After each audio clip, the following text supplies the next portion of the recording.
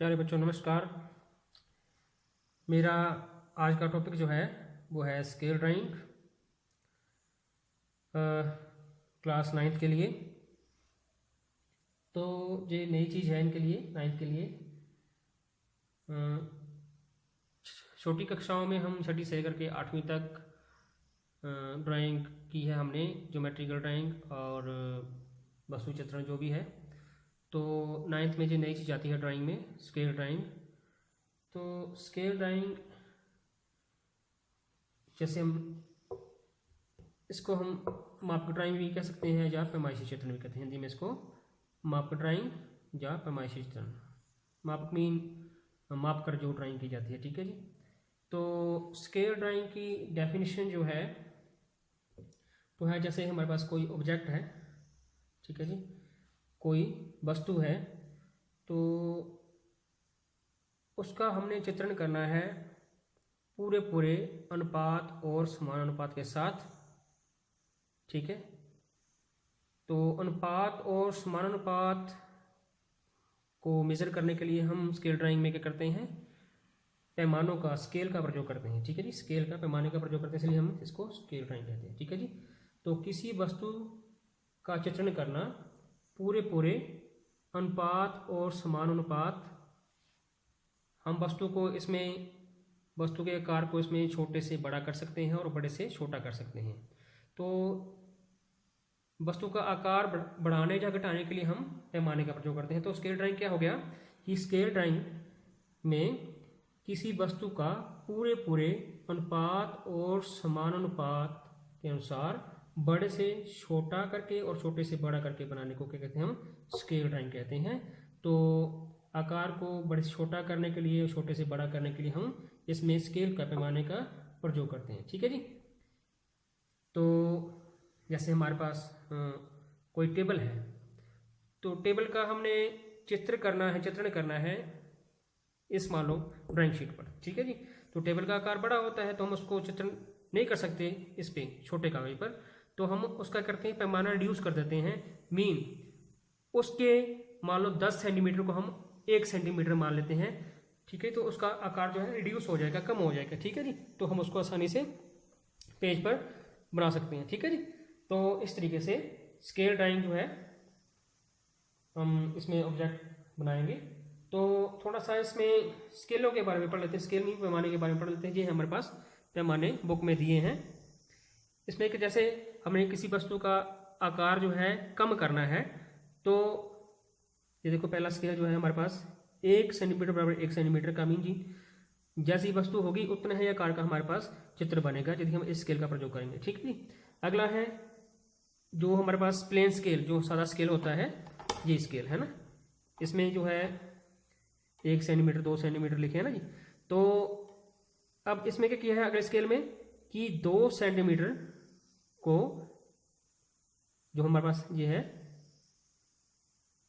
ये हमारे सादे स्केल का जो है 1 सेंटीमीटर, इसने करिए 2 सेंटीमीटर मान लिया, ठीक है जी। तो जहाँ पर 2 सेंटीमीटर होता है वहाँ पर 4 आ गया और 3 पर 6 आ गया, ऐसे। तो ये रिड्यूस हो जाता है, आकार कम हो जाता है किसी वस्तु का, ऐसे आगे, ठीक है जी।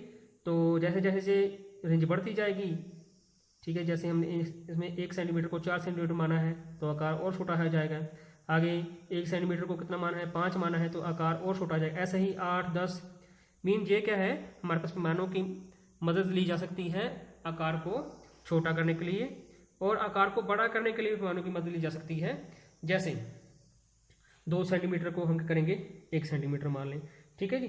तो आकार को हम बड़ा कर सकते हैं, ठीक है जी। तो ये हो गया थोड़ा सा पैमानों के बारे में। तो इसमें पैमाने प्रयोग किए जाते हैं इस तरह के, ये गत्ते के या कागज़ के पैमाने हैं। तो जैसे ये पैमाना है कि 1 सेंटीमीटर बराबर है 1 सेंटीमीटर बराबर 2 सेंटीमीटर, ठीक है जी। तो ये मैंने किया है, ये जो सादे स्केल का 1 सेंटीमीटर होता है, इसको इन्होंने 2 मान लिया है, ठीक है जी। आधे को 1 माना है, 1 को 2 माना है, ठीक है जी। तो इस तरीके के साथ ये पैमाने हम प्रयोग करेंगे। जब हम चित्रण करेंगे ऑब्जेक्ट का तब हमें अच्छे से समझ आएगा, ठीक है जी। तो स्केल ड्राइंग में जो करने में सबसे पहली जो चीज़ आती है वो होता है हमारे पास हाशिया, आउटलाइन, ठीक है जी। तो हाशिया जो है सबसे पहले हम हाशिया लगाना सीखते हैं। मान लो जी हम 1 सेंटीमीटर यहाँ छोड़ दिया, 1 सेंटीमीटर जहाँ छोड़ दिया, तो जब भी हमने स्केल करनी होती है तो हमें जो है नीचे समतल जगह की ज़रूरत होती है, इसलिए हम इसमें ड्राइंग बोर्ड का प्रयोग करते हैं। तो ड्राइंग शीट भी फिक्स की जाती है। ये होते हैं ड्राइंग पिन हमारे पास, ये ड्राइंग पिन होते हैं। इसके साथ हम क्या करते हैं, ड्राइंग शीट को सेट कर लेते हैं, फिक्स कर लेते हैं, ठीक है जी, ताकि ये हिले ना। तो हमारा जो काम है बिल्कुल स्टिक होगा, शुद्ध होगा, ठीक है जी। तो हमने जो है 1 सेंटीमीटर की रेखा नीचे लगा ली है। हाशिया बहुत ही मैटर करता है जब भी हमने स्केल ड्राइंग करनी है। तो यदि हमारा हाशिया गलत हो जाए तो पूरी स्केल जो है गलत हो सकती है, ठीक है जी। तो ये हमारे पास हाशिए में हमने पहली लाइन लगा दी 1 सेंटीमीटर छोड़ के नीचे। अब यहाँ से मैं 1 सेंटीमीटर छोड़ दूंगा और ये पॉइंट लगा दिया यहाँ पर, ठीक है। यहाँ पर मैंने पॉइंट लगा दिया। अब इस पॉइंट पर मैं बनाऊंगा 90 डिग्री का कोण, 90 डिग्री का कोण।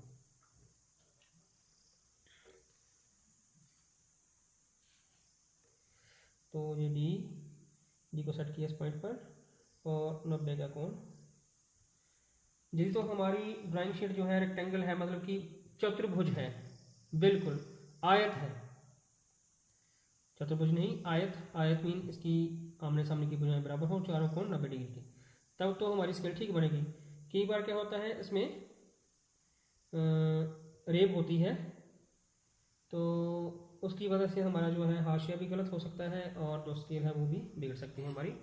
तो इसको निकालने के लिए हम, इस रेब को निकालने के लिए हम यहाँ पर 90 का कोण बना दिया हमने, ठीक है जी। उसके बाद हम इन भुजाओं को जो है पूरा कर लेंगे। जैसे ये हमने जहाँ 24.5 काट देते हैं, चलो ठीक है, 24.5। ऊपर से भी हम इस तरफ को 24.5 काटेंगे, यहाँ ये होते हैं 24.5 और जी, ठीक है जी। और यहाँ हम रेखा लगा देंगे ये, ठीक है जी। ये दो भुजाएं पैरेलल हो गई, समानांतर हो गई। अब इस भुजा को मैं 19.5 काट लूँगा। आप अपनी सुविधा के अनुसार, शीट के अनुसार, जितना शीट का साइज है तो उसके अनुसार काट सकते हैं। मतलब होना क्या चाहिए, ये आयत बनना चाहिए हमारे पास बीच में, ठीक है जी। आयत मीन चारों भुजाएं समान और चारों कोण 90 डिग्री के। तो ये हमने 19.5 इस तरफ काट दिया और इनको मिला देंगे। ये बिल्कुल सिंपल है हाशिया लगाने का तरीका। ऐसा नहीं करना है कि चारों तरफ 1-1 सेंटीमीटर छोड़ के जैसे हम हाशिया लगा देते हैं, वैसा नहीं करना है इसमें, ठीक है जी। तो ये हमारे पास हाशिया हो गया। हाशिया हर स्केल में आपने इसी तरीके से लगाना है। इसमें क्या होता है, राइट एंगल हमारे पास जो है 90 डिग्री के कोण बन जाएंगे सारे और भुजाएं भी समान होंगी, ठीक है जी।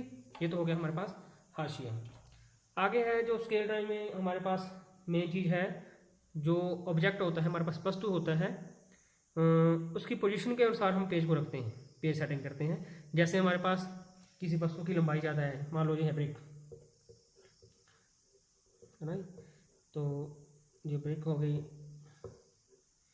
तो इसमें क्या हो गया, ये हमारे पास लंबाई होगी, ये हमारे पास चौड़ाई होगी और ये होगी इसकी ऊंचाई होगी, ठीक है जी। लंबाई, चौड़ाई और ऊंचाई होगी, ठीक है जी।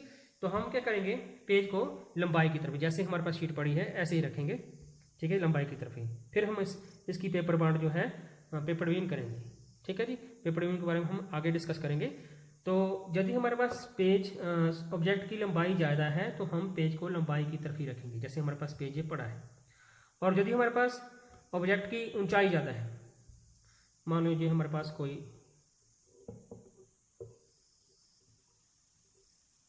चलो ब्रिक ही रख लो, खड़ी है जी।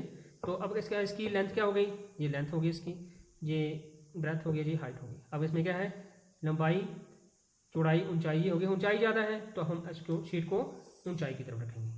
बस समझ में आई कि यदि हमारे पास किसी ऑब्जेक्ट की लंबाई ज़्यादा है, हमने इसका चित्रण करना है, पैमाइशी ड्राइंग करनी है, ठीक है, तो लंबाई ज़्यादा है तो हम पेज को लंबाई की तरफ रखेंगे। यदि उसकी ऊंचाई ज़्यादा है तो हम पेज को ऐसे ऊंचाई की तरफ रखेंगे, ठीक है जी। तो जो स्केल की पेपर डिवीजन है वो हम अगले वीडियो में करते हैं। तो आज के लिए आप इतना ही समझो।